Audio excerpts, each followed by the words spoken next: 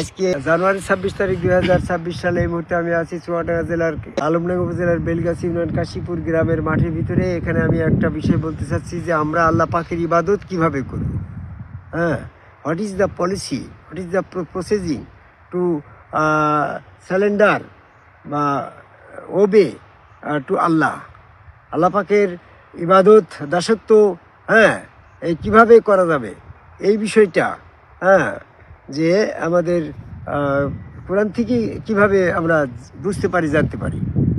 অনেকে এরকম বলছে যে ইবাদত বলতে তো সালাত, জাকাত, রোজা, নামাজ, হজ ইত্যাদি এই সমস্ত কর্মগুলা এটা ইবাদতের ভিতরে পড়ে। কিন্তু সূরা বাইনার 5 নম্বর আয়াতে বলল, 98 নম্বর সূরা 5 নম্বর আয়াতে আল্লাহ বলল যে তোমার দিন কায়েমের জন্য ইবাদতে একনিষ্ঠ হও এবং সালাত কায়েম করো এবং জাকাত দাও। তাহলে এখানে 3টা সাবজেক্ট। দিন কায়েমের জন্য ইবাদত করতে হবে, আর সালাত কায়েম করতে হবে এবং জাকাত দিতে হবে। তাহলে ইবাদত থেকে সালাত, জাকাত ইত্যাদি এগুলা ইবাদতের ভিতরে পড়ছে না। ইবাদত বস্তুটা আলাদা, সালাত, জাকাত এটা আলাদা। বর্তমান তাবলিগ আলা হাজি সাহেব, জামাত ইসলাম চরমুরা, ফুরফুরা, মানিকগঞ্জ, আটুসি, হিজবুত তাহরির, হেফাজত ইসলাম, কাদিয়ানি এরা তো সালাত জাকাত নিয়ে ব্যস্ত হয়েছে, ইবাদত তো করতেছে না। তা আল্লাহ যে বলল সূরা জারিয়ার 56 নম্বর আয়াতে বলল যে জিন এবং ইনসানকে একমাত্র আমার ইবাদতের উদ্দেশ্যে তৈরি করছি, এটা আল্লাহর কথা। তাহলে এই তুমি সালাত, জাকাত ইত্যাদি আনুষঙ্গিক যা কিছু করছো, কিন্তু আল্লাহ পাকের ইবাদত করছো না। তাহলে তোমার এই যে আল্লাহ পাকের যে উদ্দেশ্যে মানব সৃষ্টি করা হয়েছে সেই উদ্দেশ্যটা তো ব্যর্থ হয়ে গেল। তো আল্লাহ পাকের উদ্দেশ্য হচ্ছে, মানব সৃষ্টির উদ্দেশ্য হচ্ছে আল্লাহ পাকের ইবাদত করা। তা আল্লাহ পাকের ইবাদতটা আমরা কিভাবে করি? এখানে আল্লাহ সম্পর্কে যদি আমি আল্লাহকে ভালোবাসতে চাই, তাহলে রসুলের অনুসরণ, সূরা ইমরানের 31 নম্বর আয়াত। আমি যদি আল্লাহর কাছে সেজদা করতে চাই, তাহলে সেটা আদম রসুলের সেজদার হুকুম, সূরা বাকারা 34। এটা যে না করছে সে কাফের হয়ে যাচ্ছে।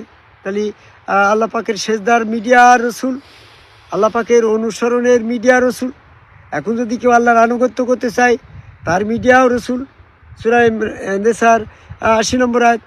এখন যদি কেউ আল্লাহর কাছে বায়াত হতে চায়, বিক্রি হতে চায়, তার মিডিয়াও রসুল, সূরা আল ফাতির 10 নম্বর আয়াত। আল্লাহ পাকের কাছে যদি কেউ আল্লাহ পাকের সাক্ষাৎ করতে চায়, তাহলে রসুলের সাথে সাক্ষাৎ করলে আল্লাহ সাক্ষাৎ হয়। যদি কেউ আল্লাহকে ধরতে চায়, তো রসুলের হাত ধরলে আল্লাহ ধরা হয়। এখন এই সব কিছুর, আল্লাহ পাকের সমস্ত কিছুর মিডিয়া রসুল কেন? রসুল বাদে যদি তুমি আল্লাহ পাকের আনুগত্য, দাসত্ব ইত্যাদি করতে যাও, তাহলে পরে শয়তান মাঝখানে এসে আল্লাহ দাবি করে বলবে যে ইন্না আনা রাব্বুকা, আমি তোমার রব, তোমার ইবাদতে খুশি হয়ে আমি তোমার দর্শন দিলাম। তখন তো মানুষ শয়তানকে প্রভু বলে বিভ্রান্তিতে পড়ে যাবে। এই জন্য সূরা লুকমানের 33 নম্বর আয়াতে আল্লাহ সতর্ক করে দিচ্ছে, লাইয়া গারানাকুম বিল্লাহি গারুর, সেই প্রবঞ্চক শয়তান যেন তোমাকে আল্লাহ সম্পর্কে প্রবঞ্চিত না করতে পারে। তাহলে এই জন্য আল্লাহ কোনটা শয়তান কোনটা নির্ণয় করার জন্য প্রকাশ্য রসুলের দরকার, প্রকাশ্য রসুলের হাতে বায়াত হওয়া দরকার। রসুলের আনুগত্য করলে আল্লাহর আনুগত্য হচ্ছে। তো এখন আমার প্রশ্ন যেটা, যে বায়াত মানে বিক্রি। আমি যার কাছে বিক্রি হলাম, তাহলে আমার ইচ্ছা শক্তি তার কাছে দিয়ে দিলাম, তাহলে আনুগত্য, দাসত্ব যা কিছু আমার সেই জায়গায়, সেটা কোথায়? ইউ বায়ুনাকা ইন্নামা বায়ুন আল্লাহ। যে রসুলের কাছে বায়াত গ্রহণ করে সে তো আল্লাহর কাছেই বায়াত গ্রহণ করে। তা আমি বায়াত গ্রহণ করলাম রসুলের মাধ্যমে আল্লাহর কাছে, তাহলে আমি সেখানে বিক্রি হয়ে গেলাম না?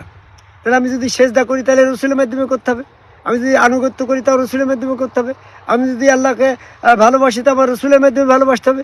এখন যদি আমি সেই রসুলের কৃতদাস হয়ে গেলাম, বায়াত মানে বিক্রি, বিক্রি মানে কৃতদাস, তো কৃতদাস হয়ে গেলাম সেই রসুলের, আমি এখন দাসত্ব কিভাবে বাইরে যেয়ে আল্লাহর দাসত্ব করতে পারি? বাইরে যেয়ে যদি আমি আল্লাহর দাসত্ব করতে করি, সেটা যদি প্রক্রিয়া থাকে, সেই দাসত্বটা হয়ে যাচ্ছে শয়তানের দাসত্ব। এই জন্য আল্লাহ যখন মানুষকে তৈরি করেছে ইবাদতের উদ্দেশ্যে, তাই আল্লাহ পাকের ইবাদত করতে হলে রসুলের দাসত্ব করলে ওই দাসত্ব করা আল্লাহর হচ্ছে। দাসত্ব মানে ইবাদত, মানে আব শব্দ থেকে ইবাদত। আমি যদি রসুলের দাস হই তাহলে আমি আল্লাহ পাকের দাস হলাম, ফরমালে তো তাই পড়ে। জি।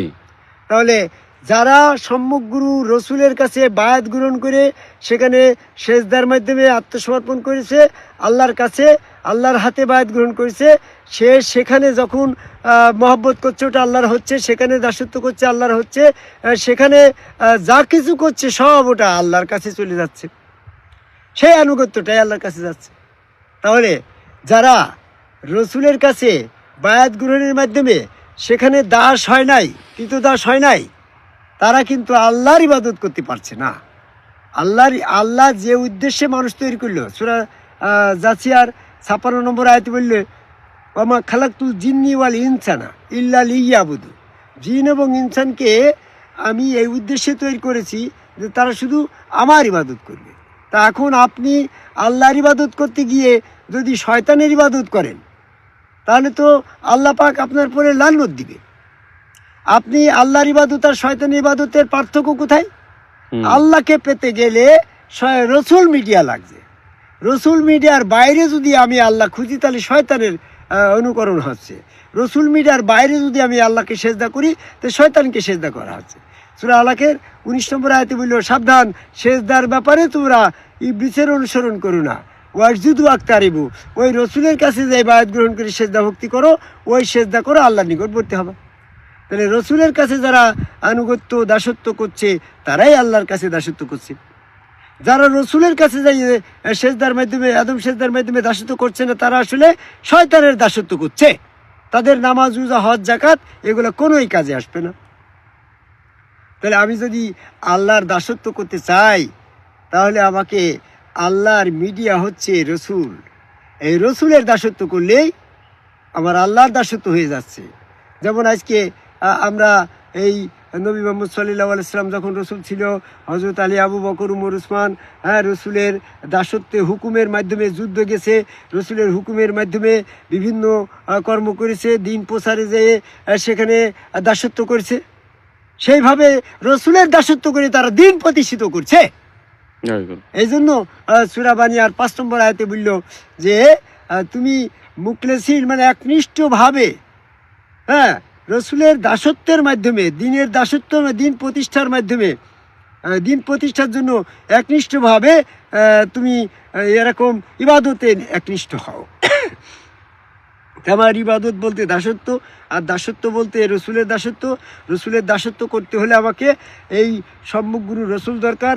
নবী মুহাম্মদ সাল্লাল্লাহু আলাইহি সাল্লাম আমাদের নবী, ওনার দাসত্ব করা এখন যাচ্ছে না, ওনার হাতে পাওয়া যাচ্ছে না।